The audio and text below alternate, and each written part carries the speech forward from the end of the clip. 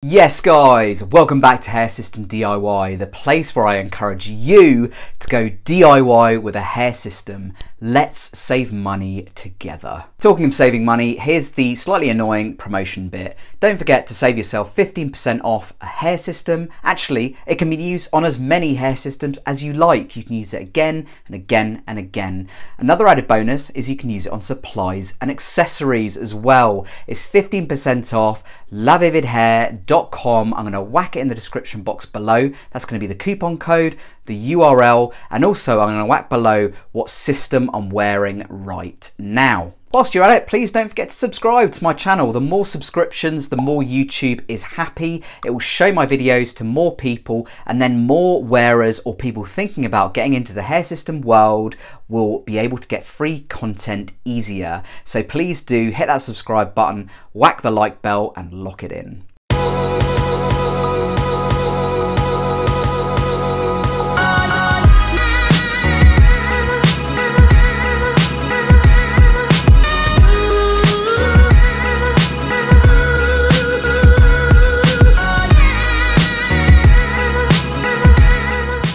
So the focus of today's video is why I have such short hair on my sides. The reason I'm doing this video is because so many people ask me about it. I've mentioned it fleetingly in a few other videos, but I really think that this deserves a video in and of itself. Now let's currently look at my sides. As you can see, virtually no hair there, and virtually no hair there. There might be a little bit. I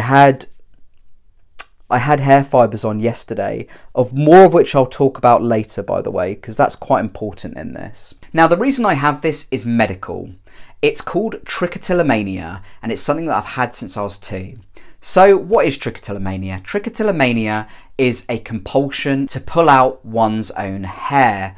Now, the reason that people do it, they're not really quite sure, but they're pretty confident that it's related to an experience of trauma, or stress, or a sudden bereavement. It usually develops quite early in life, between about the ages of 3 into roughly around the age of sort of 15 or 16. And there is no cure for it, unfortunately, or at least they haven't found one yet. Quite often people will develop this condition, which I might add is a very rare condition. I don't know anyone else in my life who has this condition. I'm the only one, and I don't really talk about it that much. So you guys got a bit of intel on me, because not many people actually know that I've got this hair pulling condition. But people usually develop these symptoms after either maybe a very close loved one has passed away. Quite often you'll see people develop it before a big set of exams. So in the UK it might be A-levels or GCSEs. I think in America it's called SATs.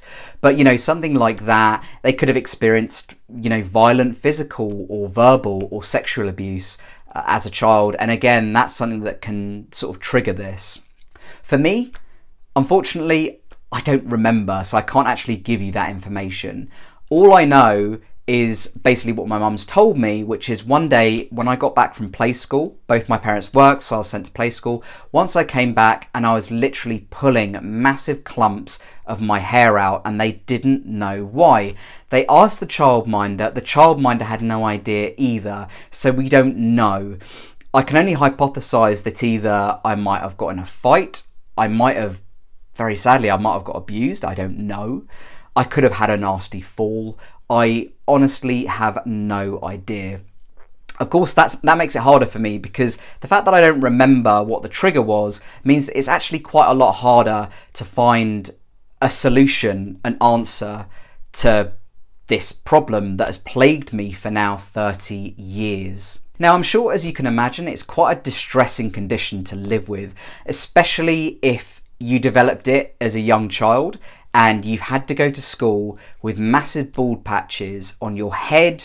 And I'd like to actually add here as well that it can affect eyebrows. So some people pull out their eyebrow hair, some people pull out their armpit hair or their pubic hair downstairs. It can basically affect anyone in terms of the sufferer wherever on their body they have hair. Luckily for me, it only affects the hair on my head, which I suppose it's a bit of a godsend because I do still have armpit hair and hair downstairs, but luckily I don't have an urge to pull that at all. But yeah, you know, back in school it was super tough. You know, I got teased for having bald patches. I used to get called a pensioner and an old man when I was younger because, you know, I had these bald patches like old people do. And I seem to remember when I was younger, a lot of family members being really perplexed as to why I kept turning up with these patches of hair missing. They thought my parents might be malnourishing me. They thought my parents might be abusing me.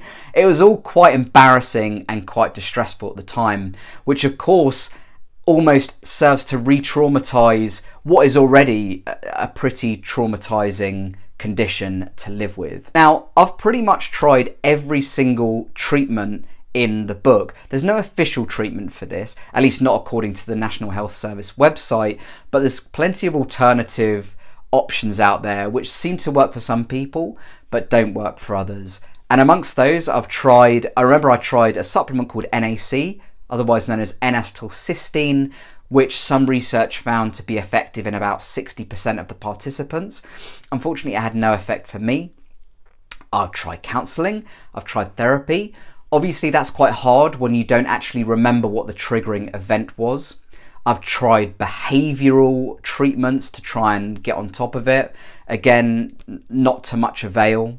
And I've tried mindfulness and meditation, which I still do to this day, and that's probably the most effective treatment I've found for it, alongside actually getting a system, but I will talk about that later in this video. I think if we add it all up, I've pretty much spent thousands on this. So yeah, it's certainly not a cheap condition to contend with, and it's certainly nothing which the National Health Service in the UK have been able to give me any sort of sufficient help with. Now, this problem was pretty much compounded going into my 20s because not only did I have this hair pulling condition, and not only had I failed to find a solution to it, but I also started naturally, as part of the aging process, losing my hair as well. Now, if you were to have a look at my mother's paternal line, you'll see a heck of a lot of baldness there, and I'm pretty confident that I inherited their hair patterns. So I effectively had 3 problems at that time. Now, I kind of did what most people do when they first start losing hair, which is trying out that Propecia,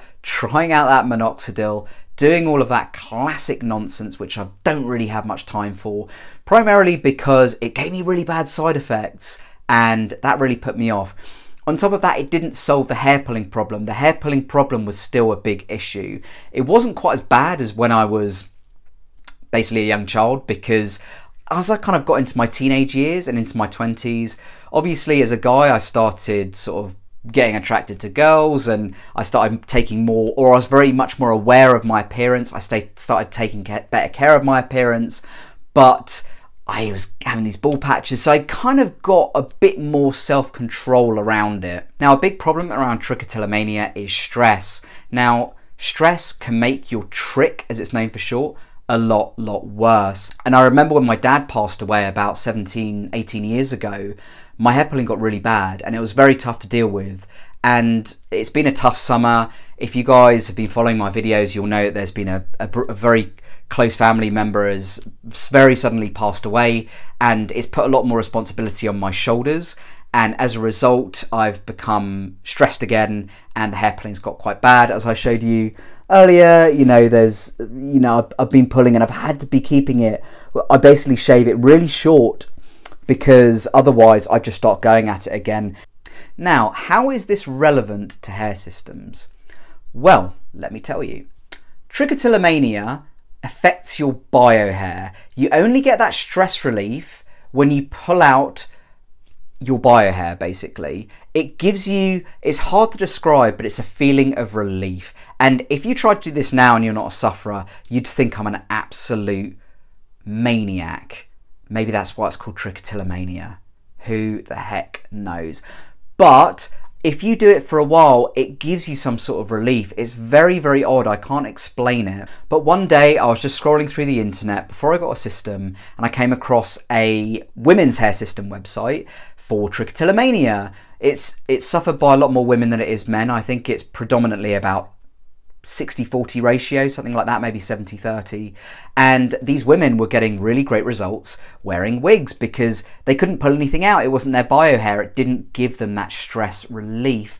So I did a bit of research. I found a couple of companies that I could use just to try this. I honestly, guys, I didn't have much belief in it at the time. But boy, did it blow me away. I noticed within about the first 3 weeks of wearing a system, I hadn't pulled out any of the hair in my system. And I was like, wow, this stuff actually really works. Of course, there was some pulling on the side, but it was nowhere near the extent of the pulling that I'd had prior to having a system. So in that respect, it's really been a bit of a godsend to me. And for anyone who is a trichotillomania sufferer who might be following my channel, I know there's not many of you out there. I know my prime audience is male hair system wearers. But if there are any of you out there, I would really recommend considering a hair system because it can really help you manage that hair pulling process. Now, a couple of guys have said to me who know about my condition, they said, you know, why don't you just get a full hair system, so for your whole head rather than a partial just on your top? And yes, I did consider it, but there's a few things that make me slightly hesitant when considering taking that option. Number one, hair systems can at times be itchy, and think about trebling the amount of that itch. Think about that and then times it by 3 because you're covering the sides. Actually, times it by 4 because you're covering the back as well. So if you're a bit of an itcher, like I am, then that can be a little bit problematic.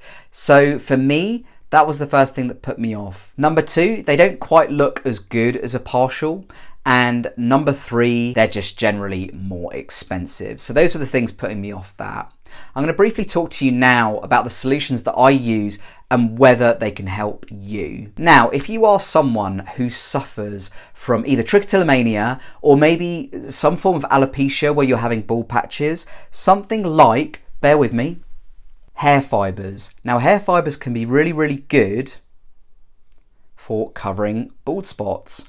Of course, there are some cons to hair fibres, which include they can get messy, they can cover your pillow, they can, when it's raining, they can come off and become detached and it can all become a big mess. But I've genuinely found them quite useful, you know, when I'm basically wanting to sort of cover up bald patches on the sides of my head. And that's why in some videos you may see that I have fairly decent coverage on the sides of my head. The reason I don't wear it all the time is, well, a couple of reasons. Number 1, it's messy. Number 2, it takes time. There's also L'Oreal Paris Magic Retouch. I hope you can see that all right. This is a spray.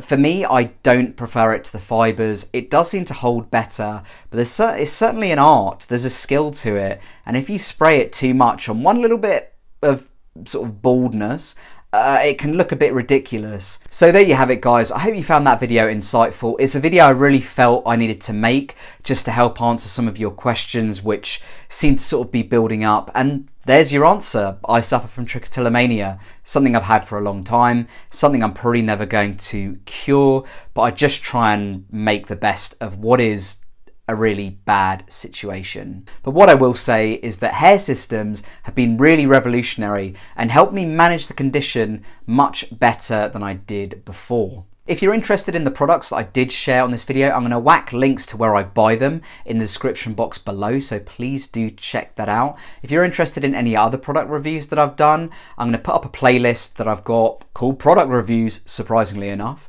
on the screen right now, which you can go and check out. Cheers for stopping by, guys. Really enjoy making these videos. Don't forget to subscribe, like the video, share it with your pals, your hair system community. Let's build this tribe. Until next time, guys, take care. Bye for now.